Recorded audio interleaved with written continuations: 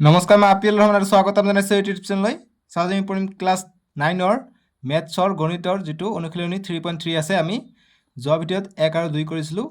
আগৰ কিতাপত 1 আৰু 2 নম্বৰলৈকে আছিলে। এতিয়া নতুনকৈ 3, 4, 5, 6, 7 এনেকৈ নতুন নতুন প্ৰশ্ন দিছে। এই 7 নম্বৰ এইবিলাক যেনেকুৱা 3ৰ পৰা 6লৈকে MCQ আৰু 7 নম্বৰ প্ৰশ্নটো অকণমান কৰিব লাগিব। চ' গতিকে 7 নম্বৰ প্ৰশ্নটো কিন্তু এইবাৰ পৰীক্ষাৰ কাৰণে খুবেই ইম্পৰ্টেণ্ট হৈ যাব। ঠিক আছে, চ' তোমালোকে ভিডিঅ'টো শেষলৈকে চাই থাকিবা। চ' আমাক প্ৰথমত যিটো দিছে 3 নম্বৰ প্ৰশ্ন, ইয়াৰ পৰা আমি সমাধানখিনি ষ্টাৰ্ট কৰোঁ। 3 নম্বৰ প্ৰশ্ন কৈছে যে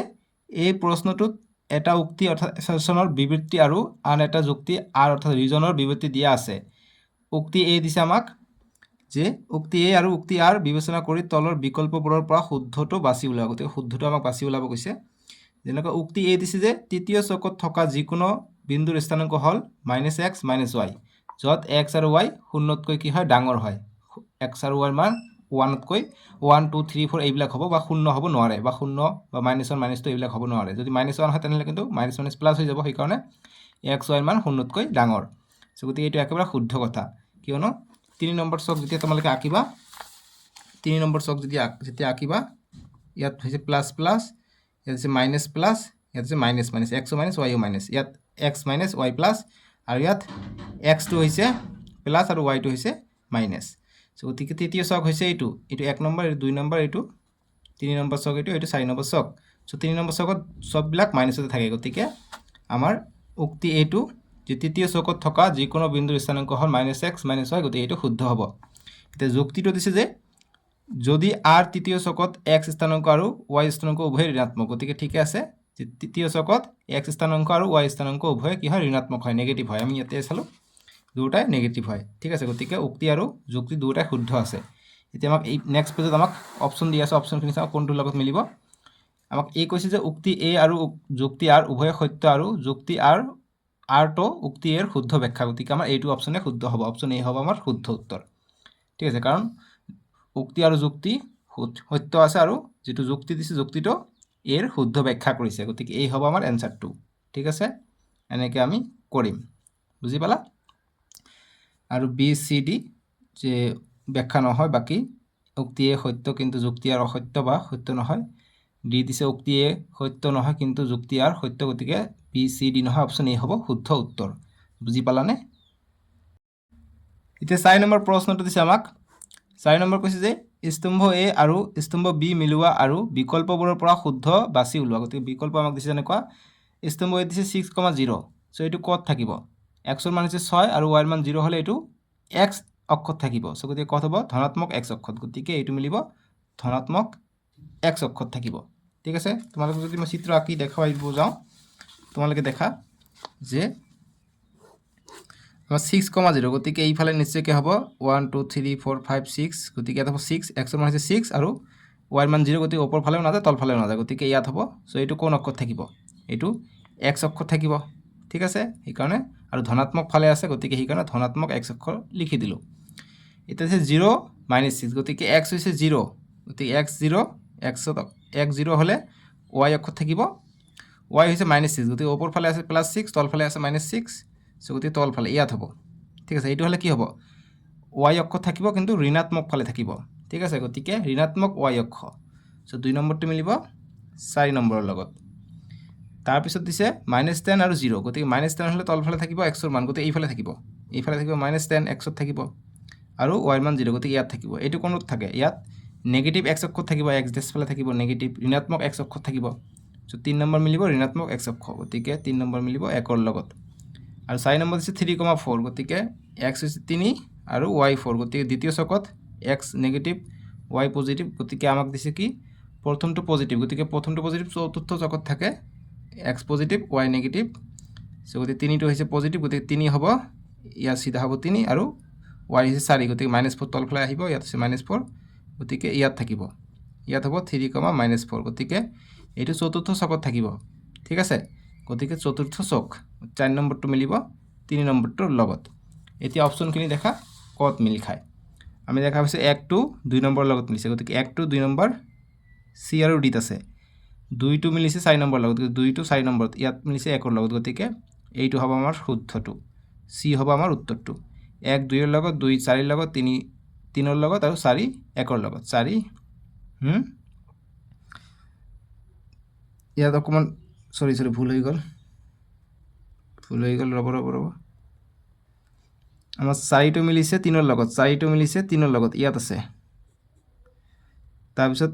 3টো মিলিছে 1ৰ লগত 3টো মিলিছে 1ৰ লগত 1টো মিলিছে 2ৰ লগত 1টো মিলিছে 2ৰ লগত আৰু 2টো মিলিছে 4ৰ লগত 2 মিলিছে 4 এইটো হ'ব আমাৰ এনসাৰটো এইটো কি গলো 1টো 2ৰ লগত 2টো 4ৰ লগত ইয়াতো 4 আছে মই দেখাই নাই ঠিক আছে 3টো 3ৰ লগত ইয়াত 3টো 1ৰ লগতহে মিলিছে গতিকে এই হ'ব আমাৰ এনসাৰটো ঠিক আছে এটা অলপতে ভুল হৈ গ'ল এনেকুৱা ধৰণৰ পৰীক্ষাটো তোমালোকৰ কিন্তু ব্ৰেইন নষ্ট কৰাৰ কাৰণে এনেকুৱা ধৰণৰ অংক দিব সো এনসার হ'ব অপশন এ ঠিক আছে এ ইজ দা কারেক্ট এনসার বুজি পালা এনেকে কৰিব লাগিব তে নেক্সট 5 নম্বৰ প্ৰশ্নলৈ আগবাঢ়ো 5 নম্বৰ প্ৰশ্নটো কি দিছে তোমালোকে দেখা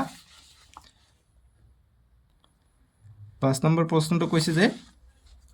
স্থানাঙ্ক সমতলত এটা আয়তৰ শীৰ্ষবিন্দু 4টা ক্ৰমে 0 0 4 0 4 3 আৰু 0 3 কৰ্ণৰ দৈৰ্ঘ্য হ'ব গতিকে কৰ্ণৰ দৈৰ্ঘ্য কিমান আমাক ওলাব কৈছে সো আমাক শীৰ্ষবিন্দু 4টা ক্ৰমে এইবিলাক দিছে গতিকে 5ৰ সলিউশনটো কৰি লওঁ সলিউশন বা সমাধান আমাক 0 0 দিছে প্ৰথমত গতিকে 0 0 তাৰপিছত দিছে 4 0 ঠিক আছে গতিকে এইখিনি অকমান লক্ষ্য কৰিবলগীয়া কিন্তু সো ইয়াত বস্তুখিনি অকমান লুকাই থাকিব বস্তু যে 0 0 আৰু 4 0 দিছে গতিকে এইটো যদি x1 হয় এইটো হ'ব এইটো x1 এইটো হৈছে x2 ঠিক আছে সো গতিকে যেহেতু 4টা দিছে সো গতিকে আমাৰ কি হ'ব এইটো এই 0 0 টো এইটো এটা জোড়া হ'ব n বা আৰু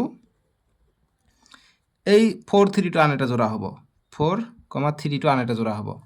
আকৌ এই 4 0 এটা জোড়া আৰু 0 3 এটা জোড়া ঠিক আছে এনেকৈ আমাক কৰিব লাগিব সো গতিকে আমাক এইটো দূৰত্বৰ ফৰ্মুলা ব্যৱহাৰ কৰিলে আমাৰ ওলাই পৰিব সো দূৰত্বৰ ফৰ্মুলা কি হয় d √x2 - x1 whole square plus y2 - y1 whole square ঠিক আছে সো গতিকে প্ৰথমত এইটো আৰু এইটোৰ কাৰণে চাই লওঁ যে কৰ্ণ দৈৰ্ঘ্য আমি ইয়াৰ পৰা ওলাব পাৰিম ঠিক আছে সো গতিকে √x2 গতিকে এইটো চাম x2 কিমান x2 হৈছে 4 ঠিক আছে গতিকে 4 বিয়োগ x1 হৈছে কিমান 0 0 ইয়াৰ স্কয়ার প্লাস y2 কিমান y2 হৈছে এইটো হৈছে y1 এইটো হৈছে y2 সো y2 হৈছে 3 বিয়োগ y1 হৈছে 0 গতিকে 0 ইয়াৰ স্কয়াৰ এটা কৰিলে কিমান হয় 4 পৰা 0 গলে 4 হয় 4 এর স্কয়ার প্লাস 3 0 0 লিখিব নালাগে অকল 3 এর স্কয়ার কৰিলে হৈ যাব এটা 4 এৰ স্কয়াৰ 16 3 এৰ স্কয়াৰ 9 এটা 16 আৰ 9 যোগ কৰিলে 25 25ক আমি কেনেকৈ লিখিব পাৰো 5 পূৰণ 5 25 ৰুটৰ ভিতৰত দুটা সংখ্যা থাকিলে এটা আমি বাহিৰত লিখিব পাৰো গতিকে 5 আমি বাহিৰত আনিব পাৰিলো গতিকে 5 ইউনিট হ'ব আমাৰ এনসারটো ঠিক আছে গতিকে কত আছে 5 unit option C is the correct answer 5 unit 5 একক ঠিক আছে এতিয়া 6 নম্বৰ প্ৰশ্নটো চোৱা 6 নম্বৰ প্ৰশ্নটো আমাক কি দিছে এইবিলাক প্ৰশ্ন কিন্তু খুবই ইম্পৰ্টেন্ট এইবাৰ পৰীক্ষাত ইয়াৰ পৰা উঠাই দিব ঠিক আছে যে তলত দিয়া বিন্দুবোৰ মূল বিন্দুৰ পৰা দূৰত্বৰ ক্ৰম অনুসৰি ঊৰ্ধ্বক্ৰমত সজোৱা আৰু পিছত বিকল্পবোৰৰ পৰা শুদ্ধটো বাছি উলিওৱা গতিকে আমাক কৈছে মূল বিন্দুৰ পৰা ঊৰ্ধ্বক্ৰমত আমাক সজাব দিছে প্ৰথমত এইটো এই সংখ্যাবিলাক তাৰপিছত যেটা আমাৰ এনসাৰ ওলাব এই এনসাৰটো ঊৰ্ধ্বক্ৰমত সজোৱাৰ পিছত বিকল্পবোৰ শুদ্ধটো বাছি উলিওৱা গতিকে ঊৰ্ধ্বক্ৰমত সজোৱাৰ পিছত কোনটো আগত আহিব এই আগত আহিব নে বি আগত আহিব নে সি আগত আহিব কেনেদৰে যাব সৰুৰ পৰা ডাঙৰলৈ সো এইটো কাৰণে আমাৰ এইটোৰ মান দূৰত্বৰ সূত্ৰত ব্যৱহাৰ কৰি আমি ওলাই লওঁ প্ৰথমত ঠিক আছে তাৰ পিছত আমি চাব পাৰিম কোনটো ডাঙৰ আৰু কোনটো সৰু সো গতিকে আমি 6ৰ এনসাৰ যেতিয়া কৰিম গতিকে দূৰত্বৰ সূত্ৰ লাগিব d অফ a বুলি দিও d অফ a যদি দিও a আছে ইয়াত সো গতিকে দূৰত্বৰ সূত্ৰটো কি হ'ব যেতিয়া আমাক ঊৰ্ধ্বক্ৰমত সজাব ক'ব আৰু মূল বিন্দুৰ পৰা যেতিয়া ক'ব তেনেহলে কি হ'ব আমাৰ সূত্ৰটো d √x² + y² হ'ব ঠিক আছে সো গতিকে এতিয়া দেখা মূল বিন্দুৰ স্থানাঙ্ক 0 0 সেই কাৰণে এইটো হৈছে আমাৰ সূত্ৰটো সো x এর মান কিমান 3 3 এর স্কয়ার প্লাস y এর মান হচ্ছে 4 4 এর স্কয়ার সো 3 এর স্কয়ার 9 4 এর স্কয়ার 16 16 আর 9 যোগ করলে 25 আর 25 মানে 5 পূরণ 5 তার মানে আমি 5 পাই গলো ঠিক আছে গতিকে এর মান পালো আমি 5 এটা d অফ দূরত্ব অফ b টু চাও কিমান আছে b এর এককটো কি দিয়া আছে 0,6 গতিকে 0 স্কোয়াৰ প্লাছ 6 স্কোয়াৰ 0ৰ ভেলু নাই অকল 6 স্কোয়াৰৰ মান 36 আমি 6 পূৰণ 6 লিখিব পাৰোঁ গতিকে ৰুটৰ ভিতৰত একে সংখ্যা থাকিলে এটা বাহিৰত লিখিব পাৰিম 5 চ' ইয়াৰ মান বিৰ মান আটাইতকৈ কম অৰ্থাৎ বি আগত আহিব চাগে দেখা যাওক কি হয় চ' ইয়াৰ মান 5 পাইছোঁ ইয়াৰ মান 5 পাইছোঁ ঠিক আছে এইটো বস্তু লক্ষ্য কৰিছেনে চ' চাওঁ নেক্সটটো কি আহে আমাৰ সৰি 5 কিয় 6 হে হ'ব 6 6 36 6 দুটা আছে এটা আমি বাহিৰত লিখিলোঁ গতিকে আটাইতকৈ কম পাইছোঁ এ তাৰপিছত পালোঁ বি 6 এতিয়া চাওঁ চিটো কিমান আহে ডি অফ চি আছে আমাৰ 6,8 6,8 হ'লে 6ৰ স্কুৱাৰ 8ৰ স্কুৱাৰ হ'ব 6ৰ স্কুৱাৰ হৈছে 36 আৰু 8ৰ স্কুৱাৰ হৈছে 64 36 আৰু 64 যোগ কৰিলে 100 হৈ যায় গতিকে 100 যদি হৈছে আমি 10 পূৰণ 10 লিখিব পাৰোঁ ৰুটৰ ভিতৰত দুটা একে সংখ্যা থাকিলে এটা আমি বাহিৰত লিখিব পাৰোঁ 10টো গতিকে 10 পাই গ'লোঁ চি গতিকে আটাইতকৈ ঊৰ্ধ্বক্ৰমত সজাব কৈছে গতিকে আটাইতকৈ কম পাইছোঁ এ তাৰপিছত বি তাৰপিছত চি 10 গতিকে এ বি চি এনেকৈ আহিব ঠিক আছে চ' আমি কি চাম option D is the correct answer A B C ঊৰ্ধ্বক্ৰমত এনেকুৱা হ'ব আমি শুদ্ধটো বাছি ওলালোঁ ডি হ'ব এনচাৰটো ঠিক আছে বুজি পালা মানে আমি মানটো পালোঁ প্ৰথমত এ পাইছোঁ তাৰপিছত বি পাইছোঁ তাৰপিছত চি পাইছোঁ সেইকাৰণে এনেদৰে দিছে ঊৰ্ধ্বক্ৰমত আমাক কৈ দিছে এইটো ঊৰ্ধ্বক্ৰমত সজাইছে ঠিক আছে বুজি পালা না তোমালোক এতিয়া 7 নম্বৰ প্ৰশ্নটো বহুত বেছি ইম্পৰ্টেণ্ট প্ৰশ্নটো গতিকে এইটো ভালকৈ কৰিব লাগিব চ' 7 নম্বৰ প্ৰশ্নটো পঢ়া কি কৈছে চ' গতিকে মই এইটো ভালকৈ সজাই লওঁ গতিকে 7ৰ সলিউশ্যন ইয়াত কৰি দিওঁ 7ৰ সলিউশ্যন বা সমাধান ঠিক আছে চ' গতিকে দেখা আমাক কৈছে যে এটা ত্ৰিভুজৰ শীৰ্ষবিন্দু তিনিটা হ'ল গতিকে -3,0 3,0 আৰু 3,6 সত্যাপন কৰা যে সমকোণী ত্ৰিভুজটোৰ অতিভুজৰ দৈৰ্ঘ্য 6√2 চ' গতিকে এইটো এটা সমকোণী ত্ৰিভুজ বুলি আমাক ইয়াত কৈছে যে সমকোণী ত্ৰিভুজৰ অতিভুজৰ দৈৰ্ঘ্যটো কিমান হয় 6√2 হয় বুলি আমাক প্ৰমাণ কৰিব কৈছে চ' সমকোণী যদি ত্ৰিভুজ হয় আমি সমকোণী ত্ৰিভুজ এটা আঁকি লওঁ সমকোণী ত্ৰিভুজ কি হয় এটা কোণৰ মান 90 ডিগ্ৰী হয় গতিকে এইটো কোণৰ মান ধৰি লওঁ 90 ডিগ্ৰী গতিকে এ বি চি এৰ মান কিমান প্ৰথমটো আমি এ বুলি ধৰি লওঁ এ হৈছে -3,0 তাৰপিছতটো বি 3,0 তাৰপিছতটো হৈছে চি 3,6 ঠিক আছে আমি পাই গ'লোঁ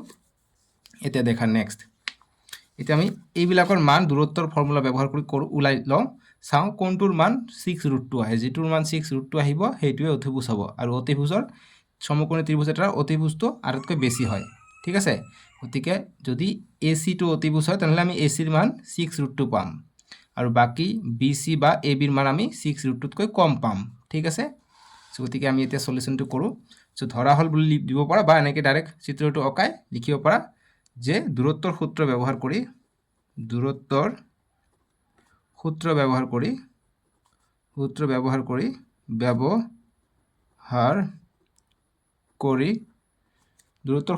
কৰি কি পাওঁ দূৰত্বৰ সূত্ৰ ডি ইজ ইকুৱেল টু ছাইডত তোমালোকে লিখি দিবা ইয়াত লিখিবা যে আমি জানো ওপৰত লিখিব পৰা যে আমি জানো দূৰত্বৰ সূত্ৰটা এবাৰ লিখি দিবা ঠিক আছে আমি একো নাজানো তথাপি আমি জানো দূৰত্বৰ সূত্ৰ ডি ইজ ইকুৱেল টু কি হয় জানানে x2 আমি অলপ আগতে কৰিলোঁ x2 - x1 whole square plus y2 - y1 whole square ঠিক আছে এইটো হৈছে দূৰত্বৰ সূত্ৰ চ' এতিয়া আমি প্ৰথম এ বিৰ কাৰণে চাই লওঁ গতিকে এ বি দূৰত্ব অফ এ বি গতিকে ডি অফ এ বি যে আমি যদি চাওঁ √/ কি হ'ব x2 গতিকে x2 আছে 3 গতিকে 3 বিয়োগ x1 হৈছে -3 গতিকে -3 কৰিলোঁ ইয়াৰ স্কোয়াৰ গতিকে এই দ্বিতীয় বন্ধনী ইউজ কৰোঁ ইয়াৰ স্কোয়াৰ প্লাছ y2 হৈছে 0 আৰু y1 হৈছে 0 গতিকে ইয়াৰ স্কোয়াৰ এতিয়া এইটো পাৰ্ট সম্পূৰ্ণ 0 হৈ যাব এইটো আৰু টেনশ্যন নাই এতিয়া নেক্সট দেখা ইয়াত 3 মাইনাছ প্লাছ হৈ যাব গতিকে মাইনাছ প্লাছ 3 স্কোয়াৰ এইটো 0 হৈ যাব লিখিব নালাগে এতিয়া 3 আৰু 3 যোগ কৰি 6 গতিকে 6ৰ স্কোয়াৰ হৈ আছে 6ৰ স্কোয়াৰ যদি হৈ আছে 36 হৈ যাব গতিকে 36ক আমি 6 পূৰণ 6 লিখিব পাৰোঁ গতিকে 6 পাই গ'লোঁ ঠিক আছে গতিকে 6 মিটাৰ বা চেণ্টিমিটাৰ আমি পাম এ বিৰ মানটো এতিয়া নেক্সট আমি দূৰত্ব অফ বি চি চাই লওঁ বি চি গতিকে বি চি হ'লে চেম সূত্ৰ হ'ব গতিকে বিৰ পৰা ষ্টাৰ্ট কৰিছোঁ গতিকে এক্সটো কিমান হ'ব এক্সটো হ'ব এইটো 3 আৰু x1 হ'ব এইটো গতিকে দুয়োটা 3 আছে গতিকে 3 বিয়োগ 3 ইয়াৰ স্কয়াৰ প্লাস y2 কিমান হ'ব c আছে y2 6 প্লাস 6 মাইনাস আৰু y1 হৈছে 0 গতিকে 0 0 ৰ স্কয়াৰ ইজ ইকুৱেল টু কি হ'ব 3 ৰ পৰা 3 গলা 0 ৰ স্কয়াৰ এইটো n থাকিব আৰু 6 ৰ পৰা 0 গলা 6 থাকে গতিকে 6 ৰ স্কয়াৰ গতিকে ইয়াত অকল 6 ৰ স্কয়াৰ পালো তাৰ মানে 6 পূৰণ 6 তাৰ মানে 6 পালো ইয়াৰ মান সো ab ৰ মানো 6 পালো bc ৰ মানো 6 পালো তাৰ মানে এই দুটা বাহু হ'ব অতিভুজ এইটো নহয় ঠিক আছে এতিয়া আমাৰ নেক্সট কি আছে ac টো আছে সো ac ৰ মানটো আমি উলাই লওঁ গতিকে দূৰত্ব অফ ac ac হলে √x2 x2 কিমান আছে x2 হৈছে a2 3 3 হৈছে x2 গতিকে 3 বিয়োগ x1 x1 হৈছে -2 সৰি -3 গতিকে -3 ইয়াৰ স্কয়াৰ হ'ব প্লাস y2 কিমান y2 হৈছে 6 y2 হৈছে 6 মাইনাস y1 কিমান y1 হৈছে 0 সো গতিকে 0 স্কয়াৰ এতিয়া দেখা 3 ৰ পৰা গতিকে 3 মাইনাস মাইনাস পূৰণ হৈ আছে প্লাস হ'ব 3 স্কয়াৰ প্লাস 6 মাইনাস 0 গতিকে 6 ৰ স্কয়াৰ হ'ব এতিয়া নেক্সট লাইন কি লিখিম √3 আৰু 3 যোগ কৰিলে 6 প্লাস 6 ৰ স্কয়াৰ গতিকে 3 আৰু 3 ভুলতে 9 নিলিখিবা ঠিক আছে 6 হ'ব আৰু প্লাস 6 ৰ স্কয়াৰ সো গতিকে 6 ৰ স্কয়াৰ 6 6 গুণ 36 প্লাস 6 ৰ স্কয়াৰ 36 যোগ কৰিলে আমি কিমান পাওঁ 36 আৰু 36 72 পাই যাওঁ ঠিক আছে এতিয়া 72 ক আমি √2 ভাঙাই আমাক লিখিব লাগিব সো গতিকে আগুৱাই দিওঁ এইটো এতিয়া দেখা আমি √72 ক যদি আমি ভাঙি লিখো গতিকে আমি উৎপাদক যদি কৰো 72 ৰ 2 এৰে দিওঁ 2 3 গুণ 6 1 যাব ইয়াত 12 হ'ব 2 6 গুণ 12 36 পালো 6 পূৰণ 6 36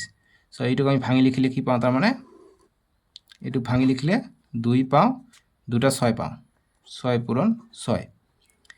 গতিকে দুটা একে সংখ্যা থাকিলে এটা আমি বাহিৰত লিখিব পাৰো আৰু √2 ভিতৰত আছে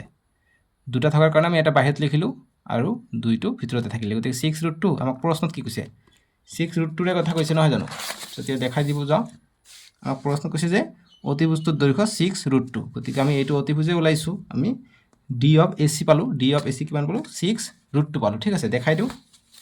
আমি এইটো d অফ ac পালো গতিকে এইটো অতিভুজ আছে সো এতিয়া চাও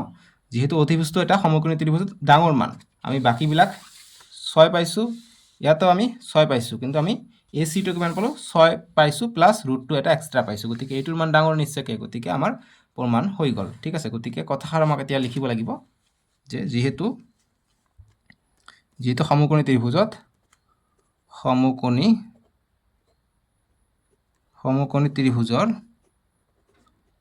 ত্ৰিভুজৰ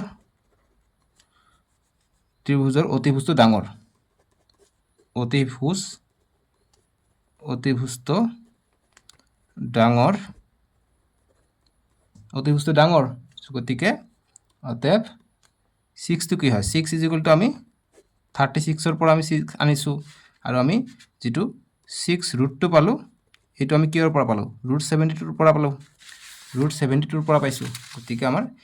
কোনটো ডাঙৰ হয় এটো ডাঙৰ হল গতিকে আমি যি লিখিছে সমকোণী ত্ৰিভুজৰ অতিভুজটো ডাঙৰ গতিকে আমি অতিভুজটো ডাঙৰ পালো গতিকে আমি লিখিম অতএব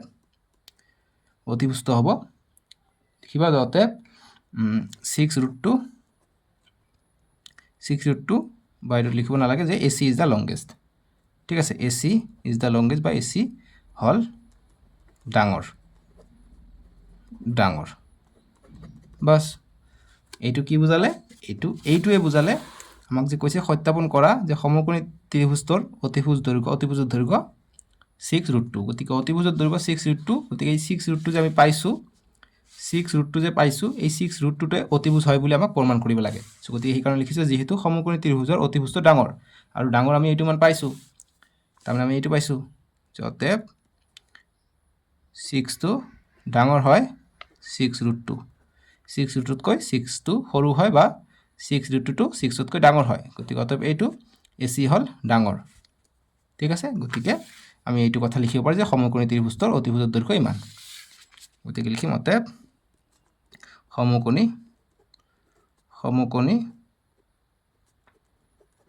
ত্ৰিভুজৰ অতিভুজৰ দৈৰ্ঘ্য is equal to 6√2 বাস প্ৰমাণিত বুলি লিখিব পাৰা proved প্ৰমাণিত ঠিক আছে তলত গল প্ৰমাণিত ইংৰাজীত হ'ব proved বুজি পাইছানে এনেকৈ কৰিব লাগিব বুজি পাইছানে ফয়চুকাৰ ত্ৰিভুজ সো এইখিনি আছিলে আৰু নাই আমি নেক্সট ভিডিঅ'ত তোমালোকৰ নেক্সট যেটো আছে চেপ্টাৰ 4 ডিসক্ৰিপশনত দিয়া আছে নহলে স্ক্ৰিনৰ ৰাইট সাইডত দিব তাতে ক্লিক কৰি চাব পাৰিবা আজিলৈকে আহো দিয়ক বাই বাই টেক কেয়াৰ